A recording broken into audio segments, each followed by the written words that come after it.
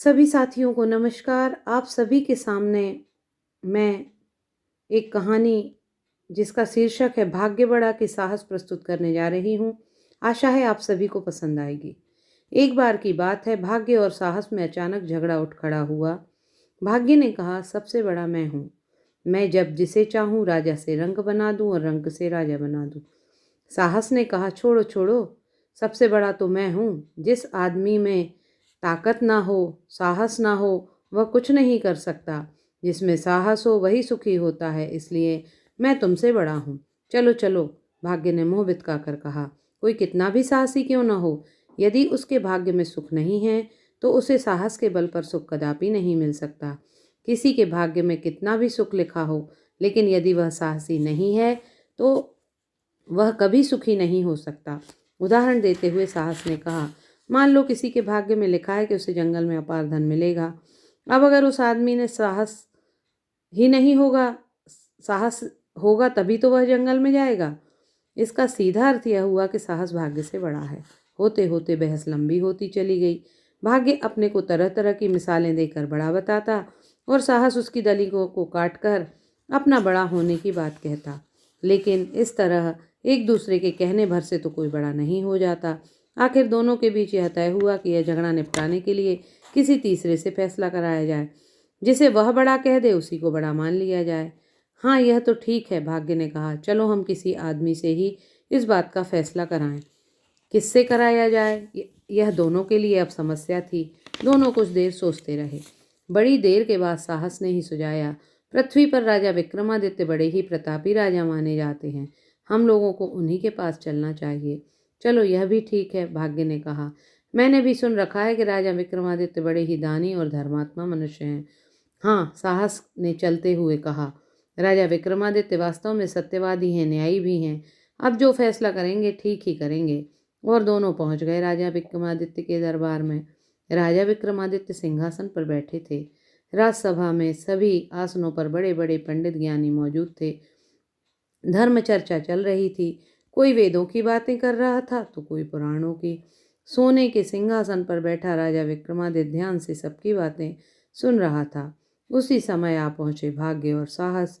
राजा विक्रमादित्य ने उठकर बड़े आदर से दोनों का स्वागत किया, उनकी आरती उतारी, स्तुति की। उनके लिए अपने सिंहासन से भी ऊंचे 2 जड़ाऊ सिंहासन मंगवाए।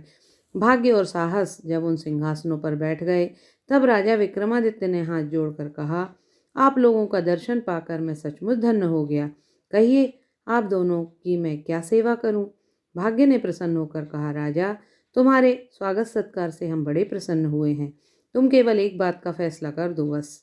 आज्ञा कीजिए। राजा, तुम हमें यह बता दो कि भाग्य बड़ा है या साहस? हाँ राजा, साहस ने कहा, डरना मत, जो उचित हो वही कहना। राजा विक्रमादित्य ने दरबार में बैठे ज्ञानी पंडितों की ओर देखा। पंडितों ने तुरंत राजा का मतलब समझ लिया। वे वेद पुराण और दूसरे बड़े बड़े ग्रंथ खोल कर देखने लगे, लेकिन एक एक पन्ना देख डालने के बाद भी वह लोग यह पता नहीं लगा पाए कि भाग्य बड़ा है या साहस।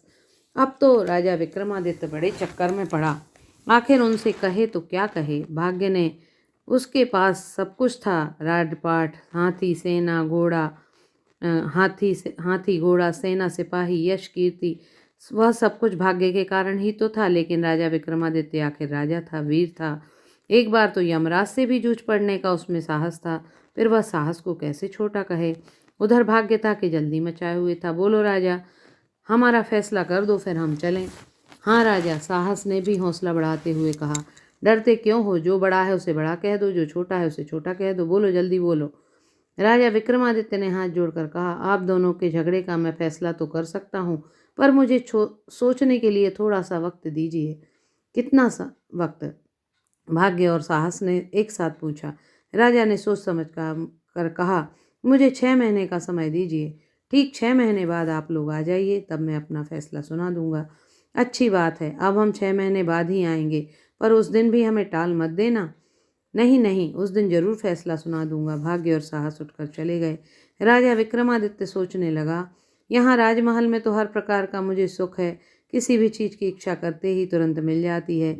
इस तरह रक्षा करने के लिए हजारों सिपाही, सेनापति हैं। यहाँ रहकर न तो भाग्य की परीक्षा हो पाएगी, न साहस की। इसलिए कुछ दिन उस नगर के बाहर निकलकर मुझे घूमना चाहिए, तभी पता लग पाएगा कि भाग्य बड़ा है या साहस।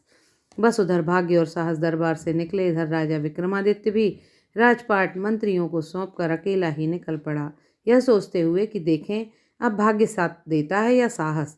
चलते चलते राजा विक्रमादित्य अपने राज्य के बाहर निकल गया, फिर दूसरे राजा के नगर में जा पहुंचा। वहां एक सेठ के दरवाजे पर पहुंचकर अचानक रुक गया। सेठ भी वहीं खड़ा था। उसने देखा एक अच्छा भला तंदुरुस्त आदमी अचानक उसके दरवाजे पर आकर खड़ा हो गया है। चेहरे पर उसके तेज चमक रहा है और कमर में तलवार बंधी है। लगता तो ऐसा है जैसे कहीं का राजा हो। पराए देश का सेठ भला राजा विक्रमादित्य को कैसे पहचानता, सो उसने आगे बढ़कर पूछा, क्या बात है भाई, यहाँ कैसे खड़े हो गए? राजा विक्रमादित्य ने कहा, मैं नौकरी करना चाहता हूँ। आपके पहरावे से मुझे ऐसा लगा जैसे आप यहाँ के बहुत बड़े सेठ हो, इसलिए मुझे भी कोई नौकरी दे सकते हो। नौकरी? सेठ ने ताज्जुब से पूछा। भाई तुम तो खुद ही किसी राजा महाराजा से कम नहीं लगते हो, भला तुम क्या नौकरी करोगे? कहाँ से आ रहे हो? राजा विक्रमादित्य के नगर से। राजा विक्रमादित्य ने बात बनाते हुए कहा, पहले उनकी सेना में ही सिपाही था, वहाँ के काम से मन ऊब गया, सो घूमते घामते निकल पड़ा। क्या आपके यहाँ मुझे कोई काम मिल सकता है? क्या काम करोगे? जो काम कोई नहीं कर सकेगा वह काम मैं करूँगा। तनख्वाह कितनी लोगे? 1 लाख रुपया रोज। 1 लाख रुपया रोज? सेठ ताज्जुब से बोल उठा। राजा विक्रमादित्य के यहाँ तो तुम केवल एक सिपाही ही थे, इतनी बड़ी तनख्वाह तुम्हें कौन देगा? वह तो बहुत ही है भाई। लेकिन मैं तो इतने से कम में काम नहीं करूँगा, राजा विक्रमादित्य ने कहा।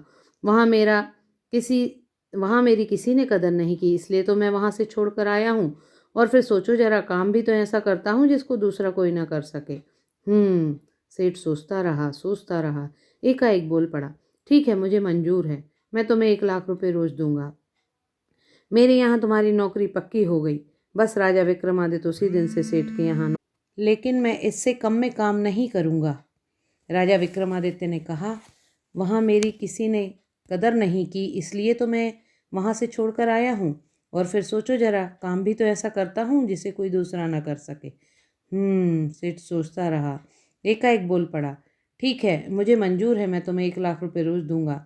मेरे यहाँ तुम्हारी नौकरी पक्की हो गई। बस राजा विक्रमादित्य उसी दिन से सेठ के यहाँ नौकर हो गया। काम धाम के नाम पर उसे कुछ करना नहीं होता था।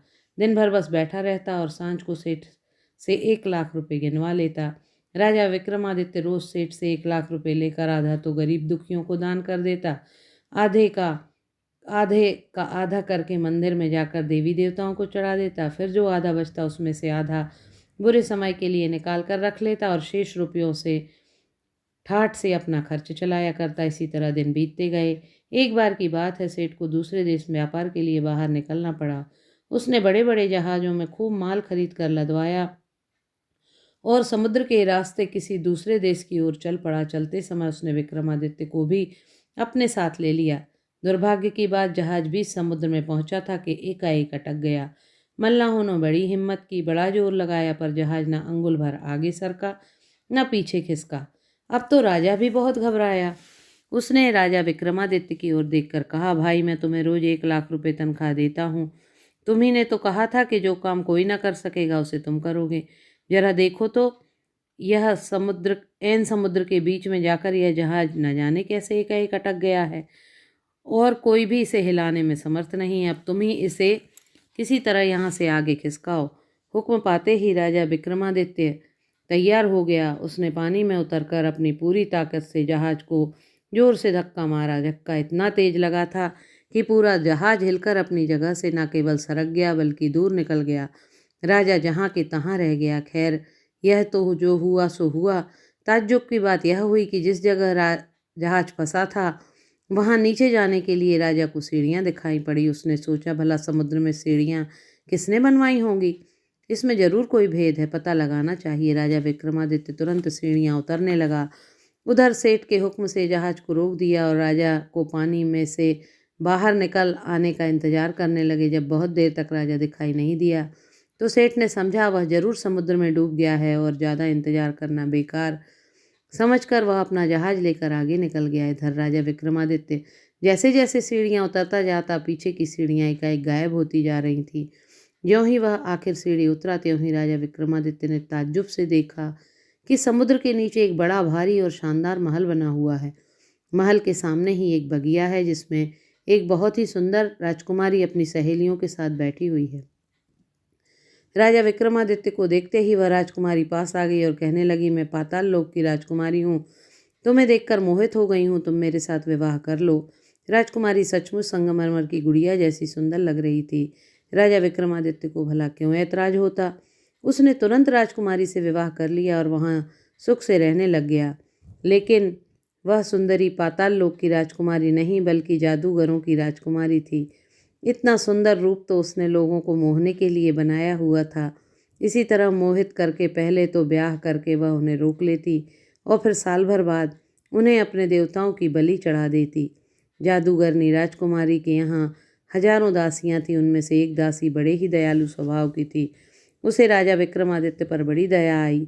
उसने सोचा किसी तरह जादूगरनी के चुंगल से राजकुमार को बचाना चाहिए। एक दिन मौका पाकर वह राजा से मिली। उसने जादूगरनी राजकुमारी का सारा भेद उसे बता दिया। बोली तुम जल्दी यहाँ से किसी तरह भाग जाओ। दासी की बात सुनकर राजा विक्रमादित्य ने सोचा यह तो बुरा फंसा, पर अब घबराने से काम नहीं चलेगा। उसने साहस से काम लिया। धैर्यपूर्वक दासी से पूछने लगा, मैं भागना तो चाहता हूँ पर भागूं कैसे? उसका उपाय मैं तुम्हें बताती हूँ। दासी ने राजा विक्रमादित्य को जादूगरनी राजकुमारी की घुड़साल में ले जाकर सफ़ेद रंग का एक घोड़ा दिखाते हुए कहा, यह उड़ने वाला घोड़ा है। घोड़ा लगाते ही उड़ने लगता है। रास्ते में नदी पड़े चाहे समुद्र, पेड़ पड़े चाहे पहाड़, इसे कोई नहीं रोक सकता। अगर किसी तरह तुम राजकुमारी से यह घोड़ा ले लो तो तुम्हारी जान बच सकती है। लेकिन राजकुमारी आसानी से भला वह घोड़ा इसे क्यों देने लगी? सो राजा ने थोड़ी चतुराई बरती। उस दिन राजकुमारी से भेंट होने पर उसने कहा, दिन रात एक ही जगह पर पड़े पड़े मैं ऊब जाता हूँ, एक आध घोड़ा दे दो तो थोड़ी देर नगर में भी घुमाया करूँ। राजकुमारी ने तुरंत ही एक घोड़ा मंगाकर राजा विक्रमादित्य को दे दिया। दूसरे दिन राजा विक्रमादित्य ने बिना पूछे ही घुड़साल में जाकर कोई दूसरा घोड़ा खोल लिया और घूमने निकल गया। बस तो रोज ऐसा ही होने लगा। राजा विक्रमादित्य रोज कोई नया घोड़ा लेकर घूमने निकल जाता। राजकुमारी ने एक आध बार पूछा भी तो राजा विक्रमादित्य ने बात बना दी, एक ही घोड़े पर रोज रोज बैठना मुझे बिल्कुल अच्छा नहीं लगता, इसलिए घूमने के लिए मैं रोज एक नया घोड़ा ले जाता हूँ। राजकुमारी हंस कर रह गई। लेकिन राजा विक्रमादित्य ने तो कुछ और ही सोच रखा था। आखिर रोज नया घोड़ा लेते लेते एक दिन उसने सफ़ेद बाल वाला घोड़ा भी चुन लिया, वही उड़ने वाला घोड़ा। लेकिन राजकुमारी राजा विक्रमादित्य की चाल समझ नहीं पाई। उसने तो यही समझा राजा रोज नया घोड़ा लेकर जाता है, सो आज सफ़ेद बाल वाला ले गया तो क्या हुआ। उसे क्या पता था कि यह घोड़ा उड़ने वाला है। जैसे रोज घूम कर लौट आता है वैसे आज भी यहाँ वहाँ घूम कर थोड़ी देर में लौट आएगा। और राजा ने क्या किया कि घोड़े पर बैठते ही उसे सड़क सड़क कई कोड़े जमा दिए। मार खाते ही घोड़ा उड़ने लग गया। जादूगरनी राजकुमारी ने जब घोड़े को उड़ते देखा तो भाप गई। जरूर उसके साथ धोखा हुआ है। जब वह घोड़े को रोक तो सकती नहीं थी, हाँ जादू के बल पर उसे उड़कर पकड़ जरूर सकती थी। बस तुरंत ही वह भी उड़ चली। राजा विक्रमादित्य ने जब जादूगरनी राजकुमारी को पीछा करते देखा तो उसने घोड़े को दो चार कोड़े और जमा दिए। घोड़ा और तेजी से उड़ने लगा। लेकिन घोड़ा तो घोड़ा ही था और राजकुमारी थी पूरी जादूगरनी। घोड़ा अपनी ताकत भर ही उड़ सकता था, परंतु राजकुमारी तो जादू के बल से उड़ान भर रही थी। राजकुमारी की तेज उड़ान के आगे घोड़े की उड़ने की गति अब धीमी पड़ती जा रही थी। लेकिन एकाएक राजकुमारी को समुद्र का छोर दिखाई देने लग गया। जादूगरनी ने सोचा, मेरी जादू तो इतनी ही दूर तक चल सकता है जहाँ तक समुद्र फैला है। अगर कहीं राजा समुद्र पार कर गया तो मैं कुछ भी नहीं कर पाऊंगी। सो उसने अपनी उड़ान और तेज कर दी। राजा विक्रमादित्य तुरंत ही जादूगरनी राजकुमारी का मतलब भांप गया, लेकिन मजबूर था। सफ़ेद घोड़ा अपनी पूरी रफ्तार के साथ उड़ रहा था। वह अब और तेज उड़ने में समर्थ नहीं था। उधर जादूगरनी राजकुमारी एकदम दुगने वेग से उड़कर निकट और निकट आती जा रही थी। अब क्या जादूगरनी उसे फिर से पकड़ लेगी? लेकिन राजा विक्रमादित्य ने साहस नहीं छोड़ा और ज्यों ही जादूगरनी राजकुमारी उसके एकदम पास आ पहुंची त्यों ही राजा विक्रमादित्य ने एकाएक पलटकर जोर से उस पर कोड़े से वार किया। कोड़ा जादूगरनी राजकुमारी की आंख पर लगा। वह दर्द और गुस्से से चीख पड़ी, लेकिन अब चूंकि समुद्र का किनारे पास आ गया था, जादूगरनी राजकुमारी का गुस्सा बेकार था। राजा विक्रमादित्य ने घोड़े को फिर जोर से कोड़ा मारा। घोड़ा तेजी से उछल पड़ा और पलक झपकते एक ही छलांग में समुद्र के पार निकल गया। अब जादूगरनी राजकुमारी का कोई जादू काम नहीं कर सकता था। वह दांत पीसती रह गई और अपने महल की ओर लौट पड़ी। राजा विक्रमादित्य घोड़ा उड़ाता हुआ अपने नगर में जा पहुंचा। वह अपने दरबार में आकर राज सिंहासन पर बैठा ही था कि भाग्य और साहस भी आधम के। भाग्य ने छूटते हुए कहा, राजन, आज 6 महीने पूरे हो गए, अब हमारा फैसला कर दो। साहस ने भी कहा, हाँ राजन, अब तुम हमें बता ही दो कि साहस बड़ा है या भाग्य। ना कोई बड़ा है ना कोई छोटा, राजा विक्रमादित्य ने कहा। दोनों ही बराबर हैं। भाग्य और साहस चौंक उठे। यह कैसे हो सकता है राजन? राजा विक्रमादित्य ने अपनी पूरी कथा सुनाकर फैसला देते हुए कहा, भाग्य देवता ने मेरे ऊपर बड़ी कृपा की थी। मैं सेठ के यहाँ खूब सुख से रहा, लेकिन आखिर वक्त में साहस से ही मेरी जान बचाई। अगर मैं साहस से काम ना लेता तो जरूर जादूगरनी द्वारा मारा जाता। इसलिए कहता हूँ, अगर साहस ना हो तो भाग्य भी साथ नहीं देता, और भाग्य ना हो तो साहस बेकार है। आप दोनों ही समान हैं। राजा विक्रमादित्य का फैसला भाग्य ने भी मान लिया और साहस ने भी। फिर उस दिन से उन दोनों में कभी झगड़ा नहीं हुआ। वे अब बड़े प्रेम से एक दूसरे का साथ देते हैं। साथियों, आपको यह कहानी पसंद आई होगी। बहुत बहुत धन्यवाद। यदि कहानी पसंद आए तो मेरे चैनल को लाइक और सब्सक्राइब करें। धन्यवाद।